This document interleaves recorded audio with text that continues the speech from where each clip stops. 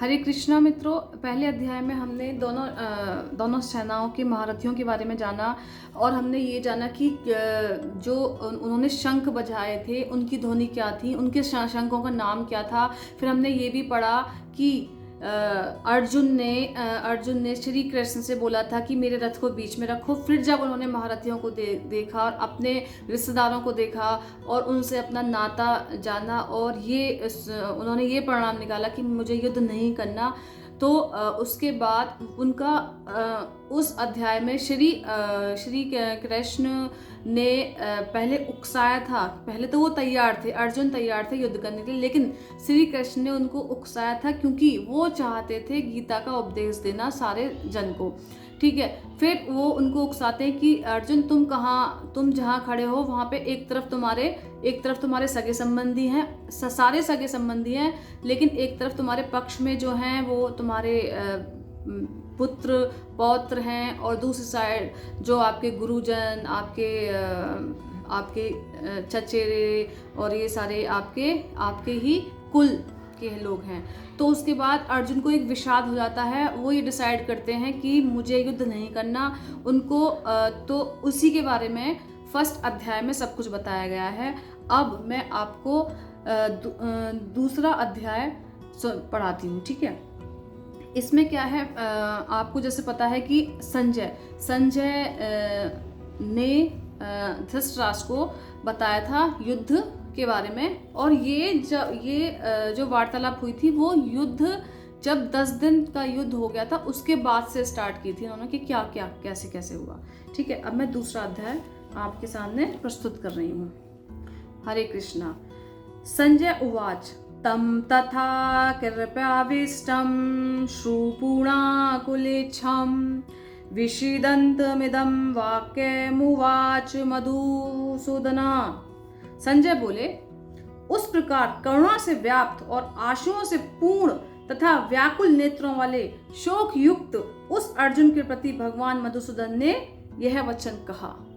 अब यहाँ पे श्री कृष्ण बोलते हैं अर्जुन को, क्योंकि पहले अध्याय में क्या हुआ था, अर्जुन ने ये डिसाइड कर लिया था कि मुझे युद्ध नहीं करना। वो अपने धनुष बाण सबको पीछे फेंक देते हैं, अपने रथ के पीछे रख देते हैं, वहीं पे जाके बैठ जाते हैं कि अब मैं युद्ध नहीं करूंगा। फिर श्री कृष्ण उनको बोलते हैं। ठीक है, तो प्रश्न में तम पद यहाँ किसका वाचक है, उसके साथ तथा कृपया विष्टम अश्रु पूर्णाकुलेच्छम और विषीदंत, इन 3 विशेषणों का प्रयोग क्या भाव दिलाता है। ठीक है, अब पहले अध्याय में क्या था, शोक आतुर होकर बैठ गए थे, तो उस अर्जुन का वाक्य यहाँ तम पद है और उसके साथ उपयुक्त विशेषणों का प्रयोग करके उनकी स्थितियां वर्णन की गई हैं। ठीक है, तो इसमें श्री कृष्ण को मधुसूदन क्यों बोला,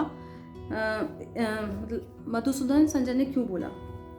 भगवान के मधुसूदन नाम का प्रयोग करके तथा वाक्य के साथ इदम विशेषण देकर संजय ने धृतराष्ट्र को चेतावनी दी है कि अब भगवान श्री कृष्ण पहले देवताओं पर अत्याचार करने वाले मधु, उनका नाम मधुसूदन क्यों पड़ा ये बताया गया है। मधु नामक दैत्य को मारा था, इस कारण उनका नाम मधुसूदन पड़ा। वे ही भगवान युद्ध में मुंह मोड़े हुए अर्जुन को ऐसे वचनों द्वारा युद्ध के लिए उत्साहित कर रहे हैं। ऐसी अवस्था में आपके पुत्रों की जीत कैसे होगी। ठीक है, क्योंकि आपके पुत्र भी अत्याचारी हैं और अत्याचारियों का विनाश करना भगवान का काम है। अतएव अपने पुत्रों को समझाकर अब भी आप संधि कर लें तो इनका संहार रुक जाएगा। जैसे मैंने आपको बताया कि 10 दिन युद्ध हो चुका है, उसके बाद ये संजय बोल रहे हैं कि अभी भी कुछ नहीं बिगड़ा, अभी भी युद्ध रुक जाएगा, आप अपने पुत्रों को समझा लीजिए और युद्ध को विराम दीजिए। अब यहाँ पे श्री भगवान उचाव, अब श्री कृष्ण बोलते हैं इसमें जो संजय जो बता रहे हैं कि श्री कृष्ण ने ये बोला, कुतस्त्वा कस्मलमिदं विस्मये समुस्थितम् अन्याय जुष्टम स्वर्गम मकीर्तम अर्जुन। श्री भगवान बोले, हे अर्जुन, तुझे इस असमय में यह मोह किस हेतु से प्राप्त हुआ, क्योंकि न तो ये श्रेष्ठ पुरुषों द्वारा आश्रित है और ना स्वर्ग देने वाला है और न कीर्ति को करने वाला ही है। ठीक है, अब यहाँ पे इदम विशेषण के सहित कस्मलम पद यहाँ अर्जुन के मोह जनित कस्मलम का यूज किया है इसमें, कस्मल मिदम श्लोक में मोह जनित शोक और कातरता वाचक है तथा उपयुक्त वाक्य में भगवान ने अर्जुन को डांटते हुए उनसे आश्चर्य के साथ यह पूछा कि इस विषम स्थल में अर्थात कायरता और विषाद के लिए सर्वथा अनुपयुक्त रणस्थली में और ठीक युद्ध आरंभ के अवसर पर बड़े बड़े महारथियों को सहज ही पराजित कर देने वाले तुम सरीखे शूरवीर में जिसकी जरा भी संभावना ना थी, ऐसा यह मोह कहां से आ गया तुम्हारे अंदर। फिर भगवान कहते हैं इसमें भगवान ने अपने उपयुक्त आश्चर्य को सहेतु बतलाया है। ठीक है, श्लोक का एक्सप्लेनेशन है। श्लोक का अभिप्राय है कि तुम जिस भाव से व्याप्त हो रहे हो, यह भाव न तो श्रेष्ठ पुरुषों द्वारा सेवित है और न स्वर्ग देने वाला है और न कीर्ति ही फैलाने वाला है। इसमें न तो मोक्ष की सिद्धि हो सकती है और न धर्म तथा अर्थ और भोगों की। ऐसी अवस्था में बुद्धिमान होते हुए भी तुमने इस मोह को कैसे स्वीकार कर लिया। फिर उनको समझा रहे हैं कि तुमने ऐसे मोह को क्यों स्वीकार कर लिया। कलेव्यम मासम गम्हा पार्थ न तत्व यजुपबद्धते श्रुतम हृदय दूर्वलम तय कयो तिष्ठा परंतम। इसलिए हे अर्जुन, नपुंसकता को मत प्राप्त हो, तुझ में यह उचित नहीं जान पड़ती। ये परंतम हृदय की तुच्छ दुर्बलता को त्याग कर युद्ध के लिए खड़ा हो जा। यहाँ पे पार्थ का यूज क्यों किया गया है? आपको पता है what is the meaning of Partha? Partha Arjun को क्यों बोलते हैं, बताती हूँ आपको। पार्थ संबोधन के सहित नपुंसकता को मत प्राप्त हो और तुझ में यह उचित नहीं जान पड़ता, इन दोनों वाक्यों का क्या भाव है? ठीक है, कुंती का दूसरा नाम प्रथा है। कुंती का दूसरा नाम प्रथा है। किंतु कुंती वीर माता थी। जब भगवान श्री कृष्ण दूत बनकर कौरव पांडवों की संधि कराने के लिए हस्तिनापुर गए और अपनी बुआ कुंती जो थी वो श्री कृष्ण की बुआ थी मिले, और उस समय कुंती ने श्री कृष्ण के द्वारा अर्जुन को वीरता पूर्ण संदेह भेजा था। उसमें विदुला और उनके पुत्र संजय का उदाहरण देकर अर्जुन को युद्ध के लिए उत्साहित किया था। अतः जहां भगवान श्री कृष्ण ने अर्जुन को पार्थ नाम से संबोधित करके माता कुंती के उस क्षत्रिय उचित संदेश की स्मृति दिलाते हुए उपयुक्त दोनों वाक्यों द्वारा यह सूचित किया है कि तुम वीर जननी के वीर पुत्र हो। तुम्हारे अंदर इस प्रकार की कायरता संचार सर्वदा अनुचित है। कहाँ महान से महान महारथियों के हृदय में कपा देने वाला तुम्हारा अतुल्य शौर्य और कहाँ तुम्हारी दीन स्थिति जिसमें शरीर के रोंगटे खड़े हैं, बदन कांप रहा है, गांडिव गिरा रखा है और चित्त विषाद मग्न होकर भ्रमित हो रहा है। ऐसी कायरता और भीरुता तुम्हारे योग्य कदापि नहीं है। अब यहाँ पे परंतप से संबोधित किया गया है किसको? जो अपने शत्रुओं को ताप पहुंचाने वाला हो उसे परंतप कहते हैं। परंतप इस श्लोक में परंतप का यूज किया है। तो परंतप का मतलब क्या होता है कि जो अपने शत्रुओं को ताप दे उसे क्या बोलते हैं? परंतप। अतः यहाँ अर्जुन को परंतप नाम से संबोधित करने का यह भाव है कि तुम शत्रुओं को ताप पहुंचाने वाले प्रसिद्ध हो, निवातक कवच आदि असीम शक्ति वाली दानवों को अनायास ही पराजित कर देने वाले हो। आज अपने क्षत्रिय स्वभाव के विपरीत इस कापुरुषोचित कायरता को स्वीकार कर उल्टे शत्रुओं को प्रसन्न कैसे कर रहे हो? अब तुम ऐसे बैठे हो तो तुम्हारे शत्रु क्या होते हो रहे हैं? प्रसन्न हो रहे हैं कि भाई ये तो हार गया। अब प्रश्न ये है कि क्षुदम विशेषण के सहित हृदय दौर्बल्यम पद किस भाव का वाचक है और इसे त्याग कर युद्ध के लिए खड़ा होने के लिए कहने का क्या भाव है? क्षुदम और हृदय दौर्बलम, इसमें भगवान ने यह भाव दिखलाया है कि तुम्हारे जैसे वीर पुरुषों के अंतःकरण में रणभीरु कायर प्राणियों के हृदय में रहने वाली शूर जनों के द्वारा सर्वदा त्याज्य इस तुच्छ दुर्बलता का प्रादुर्भाव किसी प्रकार भी उचित नहीं है। अतएव तुरंत इसका त्याग कर तुम युद्ध के लिए डटकर खड़े हो जाओ।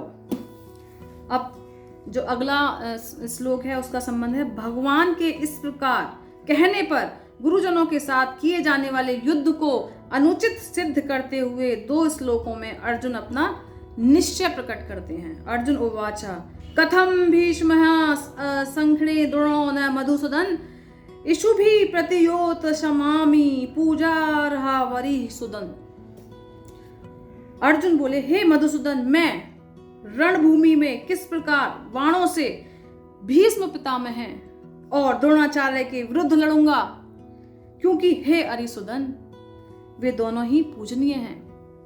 इस श्लोक में अरिसुदन और मधुसूदन इन 2 संबंधों सहित कथम पद का प्रयोग क्या भाव है। ठीक है, अब मधुसूदन नाम क्यों पड़ा था श्री कृष्ण का, क्योंकि उन्होंने मधु को मारा था। ठीक है, और वैरियों के नाश, वैरी मतलब शत्रु होते हैं और अरि मतलब भी शत्रु होते हैं, तो शत्रुओं का नाश करने के कारण वे अरिसुदन कहलाए जाते हैं। इन दोनों नामों से संबोधित करते हुए इस श्लोक में कथम पद का प्रयोग करके अर्जुन ने आश्चर्य का भाव प्रकट किया है।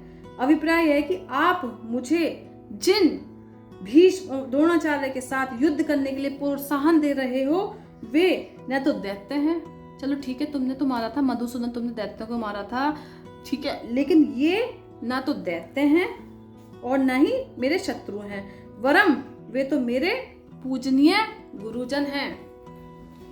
फिर अपने स्वाभाविक गुणों के विरुद्ध आप मुझे गुरुजनों के साथ जब आपने नहीं अपने गुरु से लड़ाई करी, आपने नहीं मतलब किसी से अनुचित लड़ाई की, तो आप मुझे कैसे प्रोत्साहित कर रहे हैं कि मैं उनसे लड़ाई करूं। इशु भी पदम का क्या भाव है, इस श्लोक में इशु भी आया है। इशु कहते हैं बाणों को, इशु मतलब क्या होते हैं, बाण। यहाँ इशु भी पद का प्रयोग करके अर्जुन ने यह भाव दिखलाया कि जिन गुरुजनों के प्रति वाणी से हल्के वचनों का प्रयोग भी महान पातक बतलाया गया है, उन पर तीक्ष्ण बाणों का प्रहार करके मैं उनसे कैसे लड़ सकता हूं। आप मुझे इस घोर पापाचार में क्यों प्रवृत्त कर रहे हैं। अगले श्लोक में बताते हैं अर्जुन, गुरु न हत्वा ही महानुभावोच्छयो भोक्तु भैक्षेपमिह आलोके हत्वार्थ कामास्तु गुरु निहेव भुजनीय भोगान रुधिर प्रधिज्ञान। इसलिए इन महानुभाव गुरुजनों को न मारकर मैं इस लोक में भिक्षा का अन्न भी खाना कल्याणकारी समझता हूँ। मीन्स इन गुरुजनों के मारने की बजाय अगर मैं भिक्षा का अन्न खा लूं तो वो मेरे लिए कल्याणकारी होगा, क्योंकि गुरुजनों को मारकर भी इस लोक में रुधिर से सने हुए मेरे अर्थ मतलब पृथ्वी और काम रूप भोगों को ही तो मैं भोगूंगा। ठीक है, मेरे गुरुजन सब मर जाएंगे, फिर क्या करूंगा मैं इस पृथ्वी पर, काम रूप भोगों को ही तो भोगूंगा। अब प्रश्न क्या है, महानुभाव विशेषण के सहित गुरुन पद यहाँ किस वाचक का, मतलब महानुभाव का यूज इसलिए किया है क्योंकि वो महानुभाव हैं। ठीक है, और जो गुरु हैं तो इसलिए इसमें यूज किया है। ठीक है, अब अर्थ काम का पद को यदि गुरुन का विश्लेषण मान लिया जाए तो क्या हानि है। ठीक है, यदि गुरुन के साथ महानुभाव विशेषण न होता तो ऐसा भी माना जा सकता था, किंतु एक ही श्लोक में जिन गुरुजनों को अर्जुन पहले महानुभाव कहते हैं उन्हीं को पीछे से अर्थ कामान धन के लोभी बतावें, ऐसी कल्पना उचित नहीं। मतलब पहले तो आप उनको महानुभाव कह रहे हो, फिर धन के लोभी कहना उचित नहीं है, इसलिए उन्होंने ऐसा नहीं बोला। दोनों विशेषण परस्पर विरुद्ध जान पड़ते हैं, इसलिए अर्थ कामान पद को गुरु का विशेषण नहीं माना गया है।